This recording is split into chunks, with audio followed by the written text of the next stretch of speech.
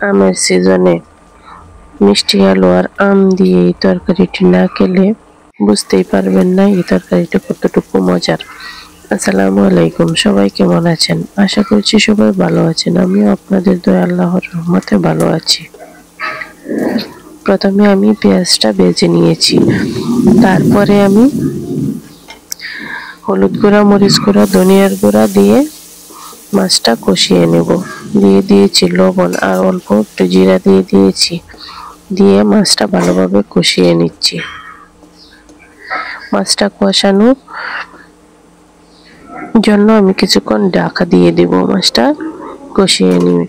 তো যদি এটা অন্য মাছ দিয়ে আপনারা রান্না করেন তাহলে মাছটা উঠিয়ে নিতে হবে, আর যেহেতু আমি মাছ দিয়ে রান্না করছি মাছটা উঠানোর কোনো প্রয়োজন নাই। এবার আমি মিষ্টি আলুগুলো দিয়ে দিলাম, আর মিষ্টি আলুগুলো কেটে ধুয়ে আমি তুলে রেখেছিলাম। তো এই আলুগুলো দিয়ে দিলাম, আলুগুলো কিছুক্ষণ কষিয়ে নেব, মাছ আর আলু একসাথে কিছুক্ষণ কষিয়ে নেব। আর আলুটা এমনভাবে কষাবো যেন অল্প সেদ্ধ হয়ে যায়। তো ভালো করে কষিয়ে নিচ্ছি। আর এভাবে যারা খাননি একবার রান্না করে দেখতে পারেন, খেয়ে দেখতে পারেন, খুব ভালো লাগে খেতে। আর আমার ঘরে তো সবাই এই রান্নাটা অনেক পছন্দ করে। তো দেখেন অনেকটাই কষে গেছে আর অল্প সেদ্ধ হয়ে গেছে। মিষ্টি আলু সেদ্ধ হতে কিন্তু বেশি সময় লাগে না। তো ভালো করে সেদ্ধ হলে আবার আলুটা গেঁটে যেতে পারে। তো অল্প করে সেদ্ধ করে তারপর আমটা দিয়ে দিতে হবে। আমগুলো দিয়ে আরো কিছুক্ষণ কষিয়ে নিতে হবে।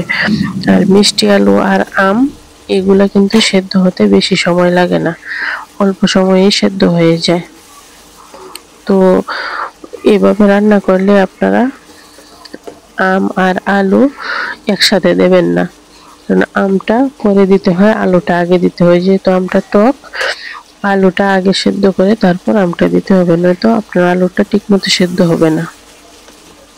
তো ভালোভাবে কষিয়ে নিচ্ছি, কষিয়ে তারপর আমি জলের পানি দিয়ে দেব, দিয়ে আর কিছুক্ষণ রান্না করে নেব। আর এই তরকারিটাতে জলের পরিমাণটা একটু বেশি দিতে হয়, কারণ আলুটায় ঝোলটা অনেকটা শুষে নেয়। আর এই তরকারিটা রান্না করতে বেশি সময় লাগে না, অল্প সময়েই রান্না হয়ে যায়। আর এই তরকারির ঝোলটা খেতেও কিন্তু অনেক ভালো লাগে, যেহেতু আম দিয়ে রান্না হয়, টক ঝোলটা খেতে কিন্তু খুব ভালো লাগে। আর আপনারা যদি রান্না করে শুকনো শুকনো করে খেতে চান তাতেও কিন্তু ভালো লাগবে, ঝোল শুকিয়ে খেতেও কিন্তু অনেক মজার এই তরকারিটা। তো আমার রান্না হয়ে গেছে, এবার আমি তরকারিটা নামিয়ে নিব। রান্নাটা কিন্তু অনেক মজার ছিল খেতে। আর আপনারা যদি এভাবে না খেয়ে থাকেন অবশ্যই ট্রাই করে দেখতে পারেন। আর আমার ভিডিওটি কেমন হয়েছে অবশ্যই সবাই কমেন্ট করে জানাবেন। ভালো থাকবেন সবাই, আল্লাহ হাফেজ, আসসালামু আলাইকুম।